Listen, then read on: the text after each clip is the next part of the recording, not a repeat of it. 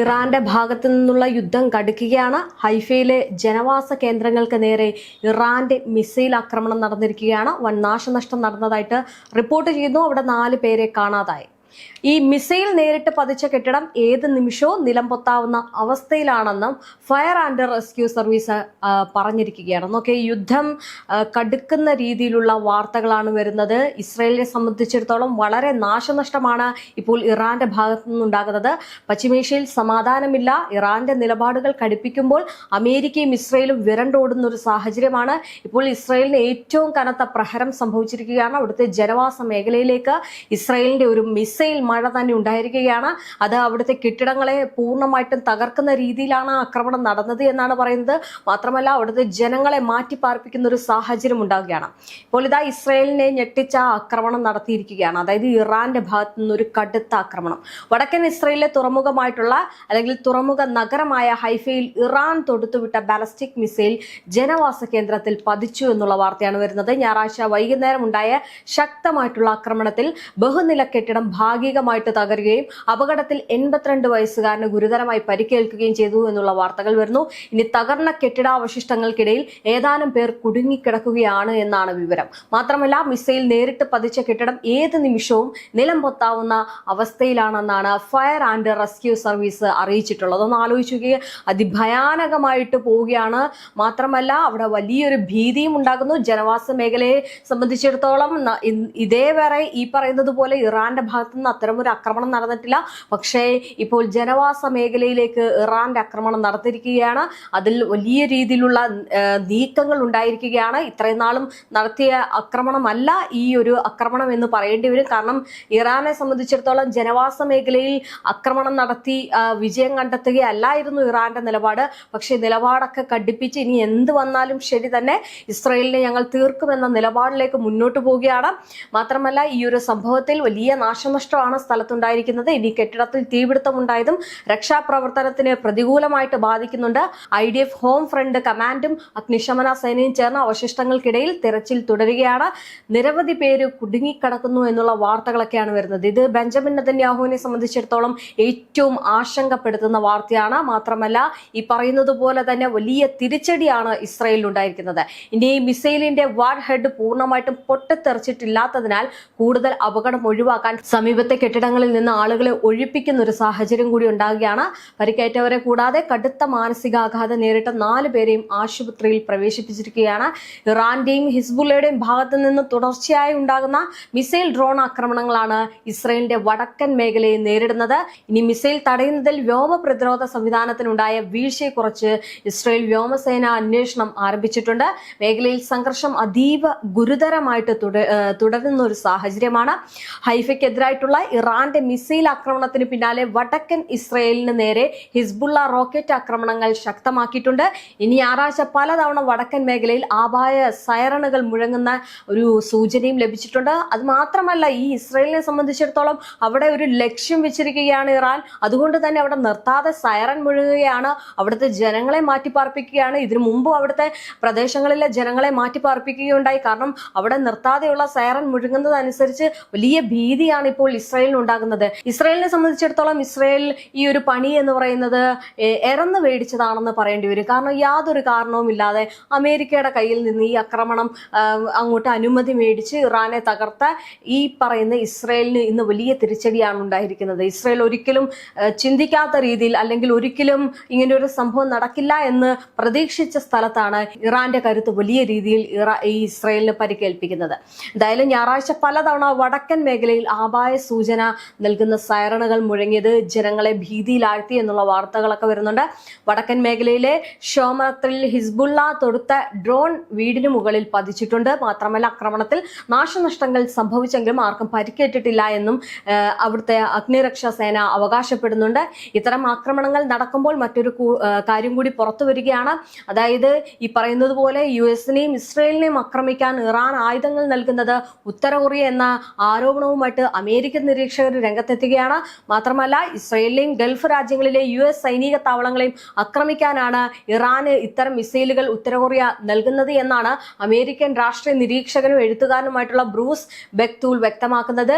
ഇറാന്റെ ബാലിസ്റ്റിക് മിസൈലുകളിൽ വലിയൊരു പങ്ക് ഉത്തര കൊറിയ വികസിപ്പിച്ചതാണെന്ന് ഫോക്സ് ന്യൂസിലെ ചർച്ചയിൽ ബ്രൂസ് ബെക്തൂൾ പറയുന്നുണ്ട്. ഇനി ഡീഗോ ഗാഷോ ദ്വീപിലേക്ക് ഇറാൻ തൊടുത്ത മധ്യദൂര മിസൈൽ ഉത്തര കൊറിയയുടെ ഹാങ് സ്വാങ് 10 മിസൈലാണ്.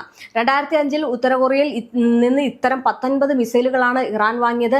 ഇത്രയേറെ ദൂരം ലക്ഷ്യമിടാനുള്ള ശേഷി ഇറാൻ അന്നു മുതലേ ഉണ്ടായിരുന്നു എന്നും ബെക്തൂൾ വ്യക്തമാക്കുന്നുണ്ട്. ഒന്ന് ആലോചിച്ചു നോക്കിക്കേ, ഇറാന്റെ കരുത്ത് എങ്ങനെയൊക്കെയാണ് മാറിക്കൊണ്ടിരിക്കുന്നത് എന്ന്. ഇപ്പോൾ ഉത്തര കൊറിയയെ സഹായിച്ചു എന്നുള്ള വാർത്തകളാണ് പറയുന്നത്. അത് ഈ പറയുന്നത് പോലെ തന്നെ അമേരിക്കൻ രാഷ്ട്രീയ നിരീക്ഷകരാണ് ഇക്കാര്യം ചൂണ്ടിക്കാണിക്കുന്നത്. എന്നിരുന്നാലും ഇത്തരം കാര്യങ്ങൾ നടക്കുമ്പോൾ വല്ലാത്ത ഭീതി ഇപ്പോൾ ജനങ്ങൾക്കിടയിലുമുണ്ട്, ഈ പറയുന്ന ഇസ്രയേലിലുമുണ്ട്. എന്തായാലും ഇറാനും ഉത്തര കൊറിയൻ തെമ്മാടി രാഷ്ട്രീയങ്ങളാണ് എന്നും ഇവർക്കിടയിൽ തന്ത്രപരമായിട്ടുള്ള പങ്കാളിത്തമുണ്ട് എന്നും അദ്ദേഹം പറയുകയാണ്. മാത്രമല്ല ഈ പറയുന്നത് പോലെ തന്നെ ഗൾഫിലെ US സൈനിക താവളങ്ങൾക്ക് നേരെ ഇറാൻ തൊടുക്കുന്ന മിസൈലുകളിൽ ചിലത് ഉത്തര കൊറിയയുടെ സഹകരണത്തോടെ വികസിപ്പിച്ചതാണ് എന്നും ഇദ്ദേഹം വാദിക്കുന്നുണ്ട്. എന്തായാലും ഇറാന്റെ ഷഹബ് 3 മിസൈൽ ഉത്തര കൊറിയയുടെ നോഡിംഗ് മിസൈലിന്റെ തനി പകർപ്പാണ്. 1990കളുടെ അവസാനത്തിൽ 150 നോഡോങ് മിസൈലുകളാണ് ഉത്തര കൊറിയ ഇറാന് നൽകിയിട്ടുള്ളത്. മറ്റു വിവിധ മിസൈലുകൾ നിർമ്മിക്കാനും ഇറാൻ ഉത്തര കൊറിയയുടെ സഹായം ലഭിച്ചിട്ടുണ്ട്. ഉത്തര കൊറിയ വിൽപ്പനക്കാരനും ഇറാൻ ഉപഭോക്താവുമാണ്. പണവും എണ്ണയും നൽകിയാണ് ഇറാൻ മിസൈലുകൾ സ്വന്തമാക്കുന്നത്.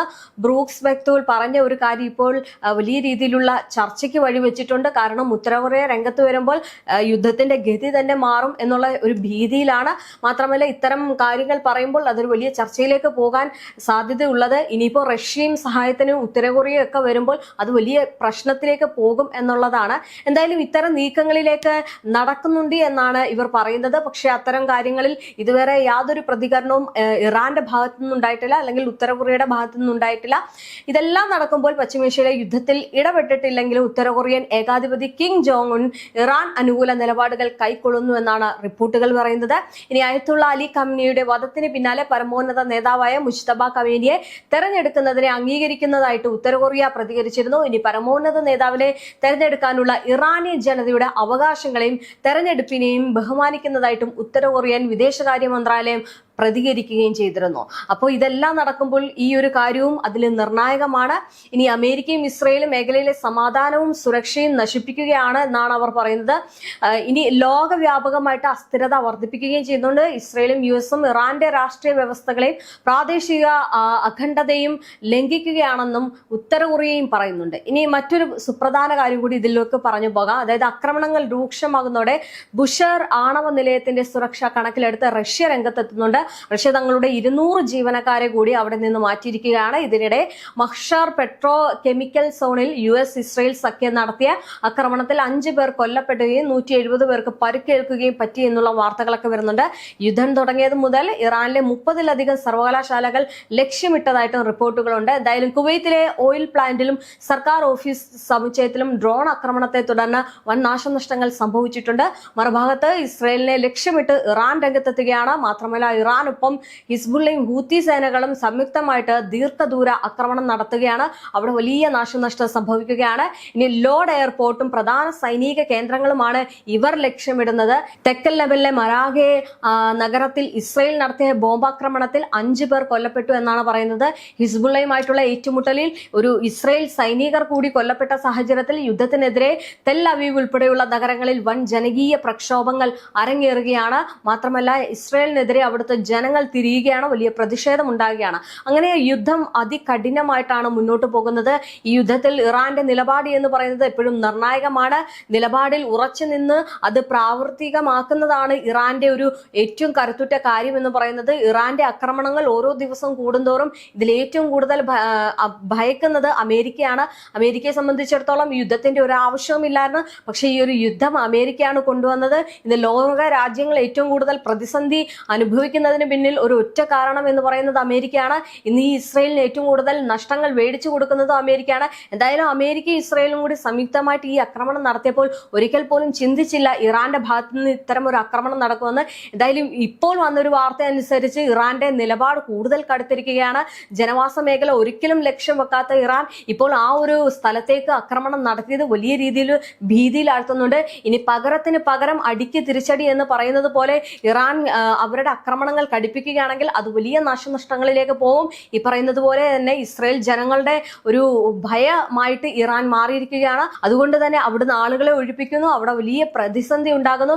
ഇപ്പോൾ അവിടുത്തെ ജനങ്ങൾ തന്നെ ബെഞ്ചമിൻ നെതന്യാഹുവിനെതിരെ തിരിയുന്ന ഒരു സാഹചര്യം ഇറാന്റെ ആക്രമണം മൂലം ഉണ്ടായിരിക്കുകയാണ്. അതുകൊണ്ട് ഈ ഒരു യുദ്ധം എങ്ങനെ അവസാനിപ്പിക്കും എന്നുള്ളതാണ് ഇനി നോക്കിക്കാണേണ്ടത്.